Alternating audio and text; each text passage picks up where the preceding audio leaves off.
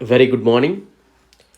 Competitive ఎగ్జామ్స్కి 2024లో ఎవరైతే రాయబోతా ఉన్నారో వారికి ఉపయోగపడే విధంగా టీఎస్పిఎస్సి కావచ్చు, APPSC, Indian railways, bankings, staff selection commission and any competitive ఎగ్జామ్స్కి ఇండియన్ పాలిటీ అనేది యూజ్ అవుతుంది. సో ప్రిపేర్ అయ్యే వాళ్ళు ప్రాపర్గా ప్రిపేర్ అవ్వండి.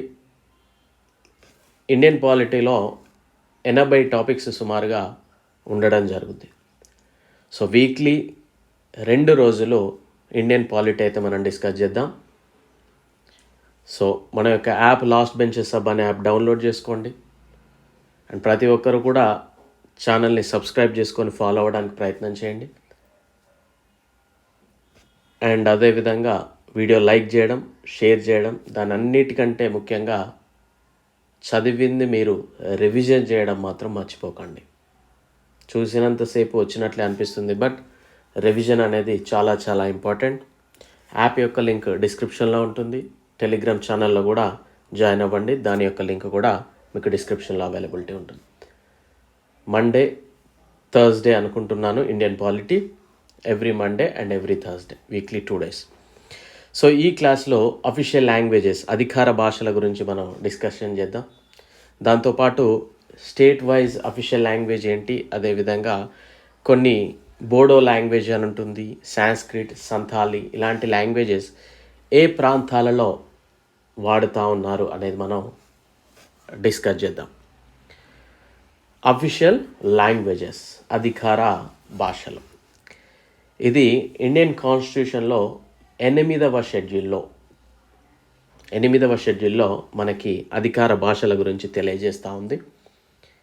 17వ భాగంలో 8వ షెడ్యూల్ 17వ భాగంలో ఆర్టికల్ నెంబర్ 343 to 351 వరకు మనకి తెలియజేస్తూ ఉంది. వెరీ ఇంపార్టెంట్ పాయింట్స్ ఈ రెండు కూడా.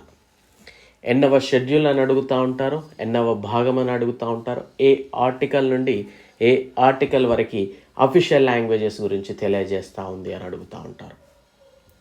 సో 8వ schedule 17th part article number 343 to 351 వరకు అఫీషియల్ లాంగ్వేజెస్ గురించి తెలియజేస్తూ ఉంది.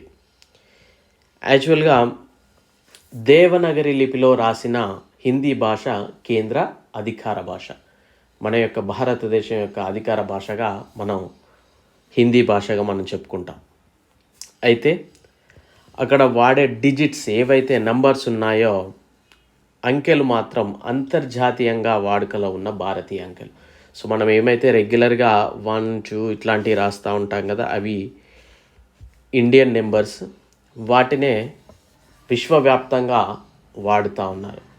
సో మనకి కొన్ని పురాతన క్యాలెండర్లు, పాతకాలపు క్యాలెండర్లు చూస్తే అవి అర్థమే కావు. సో అవి వేరే లిపి. సో అందుకే మనం వాడేది భారతీయ అంకెలు, దేవనాగరి లిపి అంకెలు వాడరు. సో అయితే రాజ్యాంగం అమల్లోకి వచ్చినప్పటి నుండి, అంటే 1950 January 26న మనకు వచ్చింది అమల్లోకి. అప్పటి నుంచి 15 సంవత్సరాల వరకు, అంటే 1965 వరకు కేంద్రంలో అన్ని అధికారిక అవసరాలకు ఇంగ్లీష్ భాషనే ఉపయోగించేవాళ్ళు. సో అదేవిధంగా వాళ్ళు పెట్టుకోవడం కూడా జరిగింది, ఇంగ్లీష్ భాషను ఉపయోగించాలి అని. రాజ్యాంగం అమల్లోకి వచ్చిన 5 సంవత్సరాలకి హిందీ భాష వినియోగం పెంపు, ఎందుకంటే మనకి నార్త్లో మోస్ట్లీ హిందీనే ఉంది. సో దాని యొక్క ఆ వినియోగంపై, ఇంగ్లీష్ వినియోగంపై ఆంక్షలు మరియు ఇంకా సంబంధిత విషయాలపై సిఫారసులు చేయడానికి రాష్ట్రపతి ఒక కమిషన్ ఏర్పాటు చేయాలని, తర్వాత వాళ్ళందరూ కూడా ఒక పార్లమెంటరీ కమిటీని ఏర్పాటు చేసి దానికి అనుగుణంగా 1955లో రాష్ట్రపతి బీజీ ఖేర్ అధ్యక్షతన అధికార భాషా కమిషన్ను ఏర్పాటు చేసింది మొదటిసారిగా. ఎప్పుడండి? 1955లో. ఎందుకంటే 50 అప్పుడు ఏమనుకున్నారంటే 15 years వరకు ఇంగ్లీష్ భాషనే వాడదాం అనుకున్నారు. ఆ తర్వాత 5 yearsకి ఇక హిందీ అనేది ఆల్రెడీ మన దగ్గర మనది, ఇంగ్లీష్ అనేది పరాయి వాళ్ళది అనే కాన్సెప్ట్తో సో కమిటీని ఏర్పాటు చేయడం జరిగింది. ఆ తర్వాత 1955లో రాష్ట్రపతి బీజీ ఖేర్ అధ్యక్షతన అధికార భాషా కమిషన్ను ఏర్పాటు చేసింది. ఈ కమిషన్ తన యొక్క నివేదికను 1956లో ప్రెసిడెంట్ ఆఫ్ ఇండియాకి సమర్పించడం జరిగింది. ఆ తర్వాత ఆ నివేదికను మళ్ళీ పరిశీలించడానికి గోవింద్ వల్లభ్ పంత్ అధ్యక్షతన 1957లో ఏర్పాటైన పార్లమెంటరీ కమిషన్ పరిశీలించారు. ఏమేమి సజెషన్ చేశారు ఏంటి అనేది. అయితే తర్వాత కొన్ని సంవత్సరాలకు మాత్రం 1963లో పార్లమెంట్ అధికార భాషా చట్టాన్ని చేయడం జరిగింది. ఈ చట్టంతో పాటు కంప్లీట్లీ ఇంగ్లీష్ తీసేస్తే కొద్దిమందికి అర్థం కాదు, ఇట్లాంటి కారణాల వల్ల కావచ్చు. హిందీతో పాటు ఇంగ్లీష్ భాషా వినియోగం కూడా కొనసాగాలి. హిందీతో పాటు దానికి అటాచ్డ్గా ఇంగ్లీష్ కూడా ఉండాలి అని నిర్ణయం తీసుకోవడం జరిగింది. ఓకే, సో అప్పటి నుండి మనకి హిందీ అఫీషియల్ లాంగ్వేజ్ అయినప్పటికీ ప్రతి దానికి కూడా, అంటే ఎలాంటి గెజిట్ నోటిఫికేషన్ వచ్చినా ఏదొచ్చినా కూడా దానికి ఇంగ్లీష్ అటాచ్మెంట్ అనేది ఉండడం జరుగుతూ ఉంది. సో మరి ఈ అఫీషియల్ లాంగ్వేజెస్ని ఏ విధంగా రికగ్నైజ్ చేస్తూ ఉంటారు, ఎవరు గుర్తింపిస్తారంటే, ఏదైనా ఒక రాష్ట్రంలో గణనీయ సంఖ్యలో, అంటే ఎక్కువ సంఖ్యలో కనుక ఒక పర్టిక్యులర్ ప్రాంత ప్రజలు ఒక భాషను మాట్లాడితే మాత్రం ఆ భాషను తమ రాష్ట్ర అధికార భాషగా చేయాలన్న డిమాండ్ చేస్తే, ఒకవేళ అక్కడ ప్రజలు కావచ్చు లేదా ఆ రాష్ట్రం యొక్క ప్రభుత్వం కావచ్చు డిమాండ్ చేస్తే, రాష్ట్రపతి ఒకవేళ దానికి సాటిస్ఫై అయితే ఆ భాషను ఆ రాష్ట్ర అధికార భాషగా గుర్తించాల్సి ఉంటుంది, గుర్తించడం జరుగుతుంది. సో అఫీషియల్ లాంగ్వేజ్గా ఏదేని స్టేట్ యొక్క అఫీషియల్ లాంగ్వేజ్గా గుర్తించే అధికారం ఎవరికి ఉంది అని అన్నప్పుడు మనం రాష్ట్రపతి అని సమాధానం చెప్పాల్సి ఉంటుంది. వెరీ వెరీ ఇంపార్టెంట్ పాయింట్ ఇది. కంప్లీట్లీ అధికార భాషలు అనేది కేంద్రానికి సంబంధించిన విషయము, కేంద్ర పరిధిలోని విషయము. ఓకేనా. సో అదేవిధంగా పార్లమెంట్ చట్టం చేసే వరకు ఈ కింది అంశాల్లో ఇంగ్లీష్ భాషను ఉపయోగించాలి అని డిసైడ్ చేయడం జరిగింది.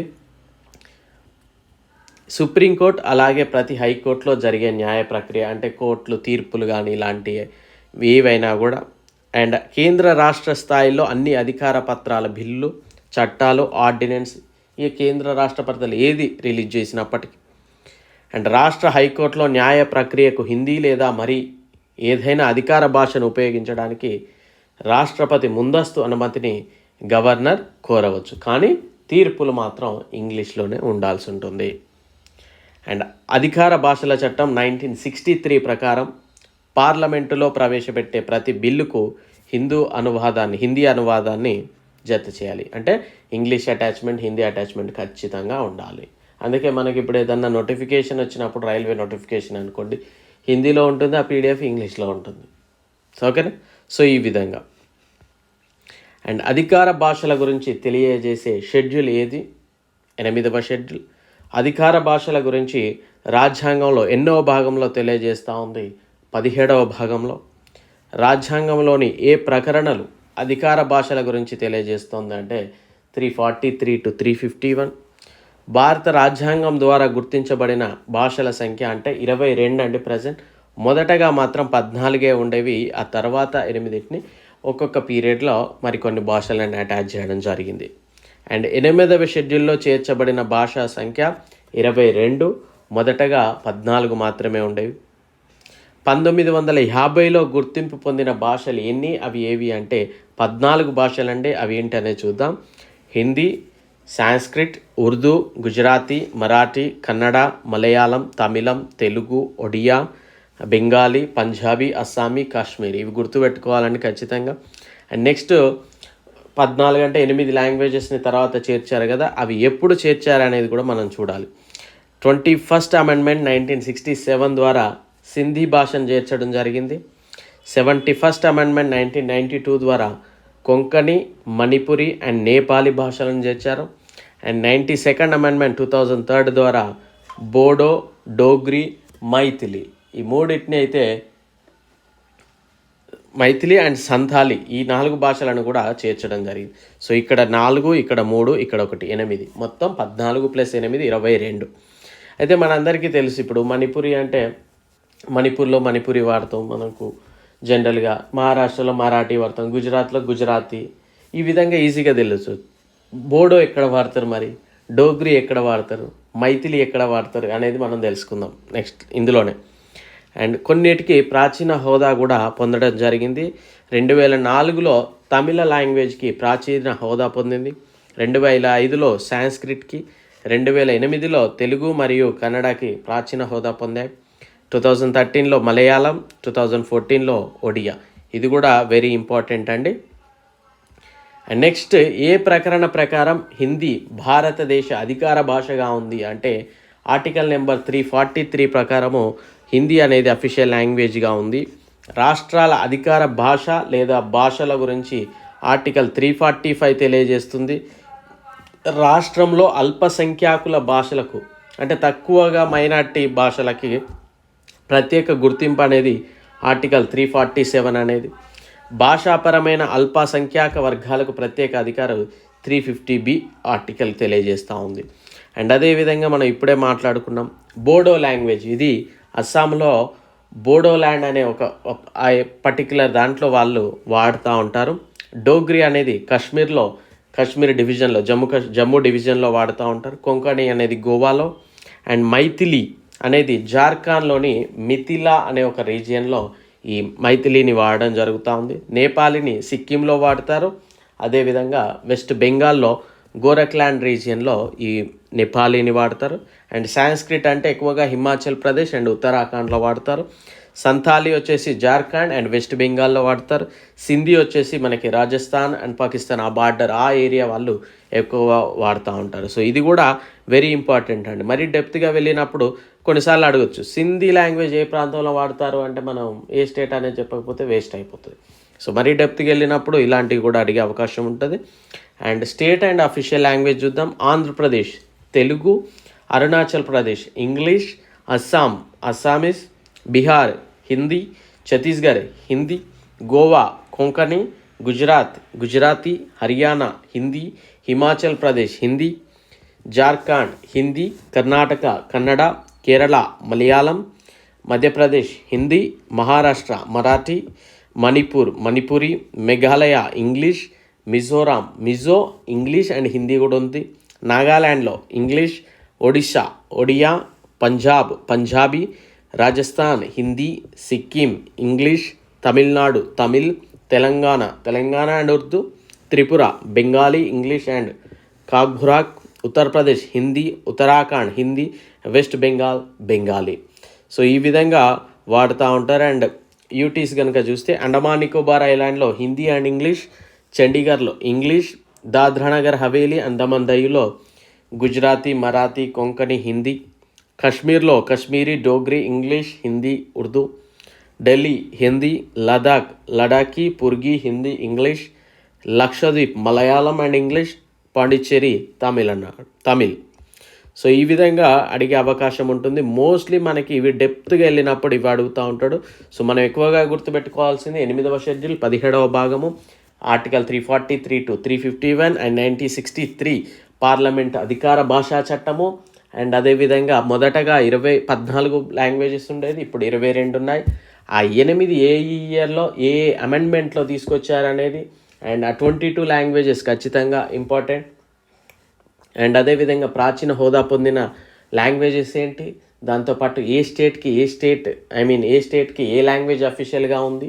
అండ్ అదేవిధంగా కొన్ని మనం ఇప్పుడు చెప్పుకున్నట్టు బోడో, డోగ్రీ అనేది అవి మనకి అంతగా వెంటనే చెప్పడానికి వీలు లేనటువంటి జవాబులు. సో అలాంటివి కూడా మనం చదివితే డెఫినెట్లీ సక్సెస్ అవుతాం. సో ఖచ్చితంగా క్లాస్ లైక్ చేయండి, షేర్ చేయండి.